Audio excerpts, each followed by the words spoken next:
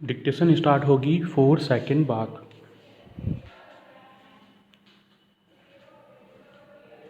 Start. आम जनता के हित से जुड़ी किसी नीति पर अमल से पहले यह सुनिश्चित कर लिया जाना चाहिए कि उसकी व्यावहारिकता कितनी है और लक्षित समूहों तक पहुंच के लिए ज़मीनी स्तर पर कितना काम किया गया है। विराम। लेकिन ऐसा लगता है कि सरकार कई बार समस्याओं की जटिलता के ठोस आकलन के बिना ही अपने कदम बढ़ा देती है और ऐसे नियमों की बाध्यता आम लोगों पर थोप देती है जिसकी व्यावहारिकता आधी अधूरी होती है। विराम। मौजूदा दौर में दुनिया कोरोना महामारी के संकट के जिस स्तर से जूझ रही है यह सभी जानते हैं। खास तौर पर हमारे देश में स्थितियाँ ज़्यादा जटिल है। विराम।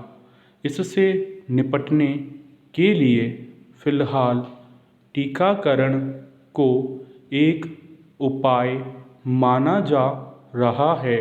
विराम। इस दिशा में सरकार कोशिश कर भी रही है। विराम। मगर पिछले कुछ समय से टीकाकरण में जैसी समस्याएं सामने आई है उसका अंदाज़ा सरकार और इस संबंध में नीतियाँ बनाने वालों को होना चाहिए था। विराम। हालांकि यह भी कहा जा सकता है कि महामारी के दूसरे दौर में जैसे हालात पैदा हुए और इसका दायरा जितना बड़ा हो गया उसमें चुनौतियाँ गहरी थी। विराम। संक्रमण को रोकने के लिए पूर्णबंदी सहित दूसरे उपायों के समानांतर टीकाकरण अभियान को भी चलाना था। विराम। पैरा। ऐसे में एक हद तक अव्यवस्था को मजबूरी का नतीजा माना जा सकता है लेकिन जब यह व्यवस्थागत रूप में दिखने लगे तो सवाल उठना स्वाभाविक है। विराम। यह मानना मुश्किल है कि ज़रूरत के मुकाबले टीकों की उपलब्धता को लेकर संबंधित महकमे और नीतियाँ बनाने वालों को अंदाज़ा नहीं रहा होगा। विराम। लेकिन आम लोगों को टीका मुहैया कराने की जो प्रक्रिया बनाई गई वह प्रथम दृष्टया ही विचित्र थी। विराम। मसलन टीका लेने के लिए कोविन ऐप पर पंजीकरण को अनिवार्य बना दिया गया। विराम। सवाल है कि क्या यह नियम बनाने और उसे स्वीकृति देने वाले इस बात से अनजान हैं कि डिजिटल इंडिया के शोर के बावजूद देश में आज भी कितनी बड़ी आबादी स्मार्टफोन या इंटरनेट तक पहुंच से वंचित है। क्वेश्चन।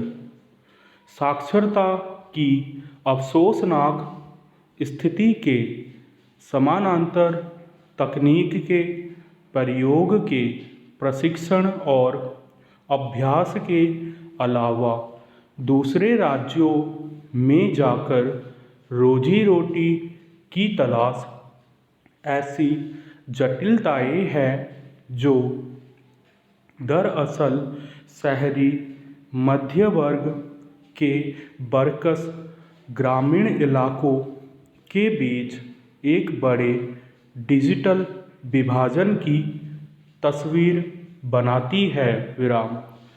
इसलिए सुप्रीम कोर्ट ने सही ही सरकार की ओर से टीकाकरण के लिए निर्धारित एक अनिवार्य नियम यानी कोविड ऐप पर पंजीकरण की ज़रूरत पर सवाल उठाए हैं और कहा है कि नीति निर्माताओं को ज़मीनी हकीकत पर सवाल उठाए हैं और डिजिटल इंडिया की वास्तविक स्थिति से अवगत रहना चाहिए।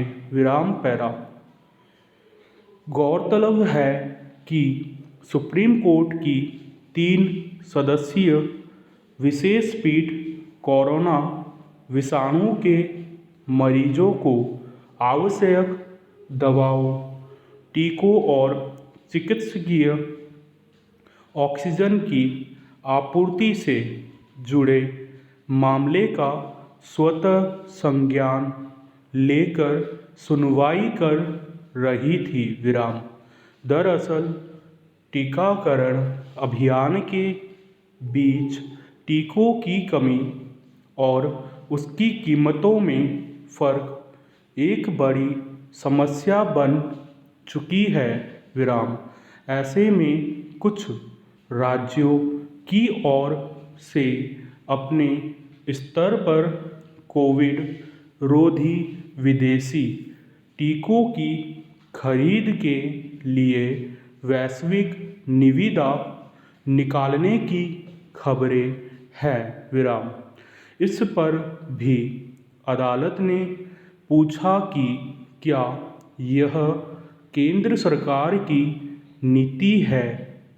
ऐसा लगता है कि टीकाकरण सहित बहुत कुछ महामारी से निपटने के लिए महज सख्ती की नीति पर आधारित है।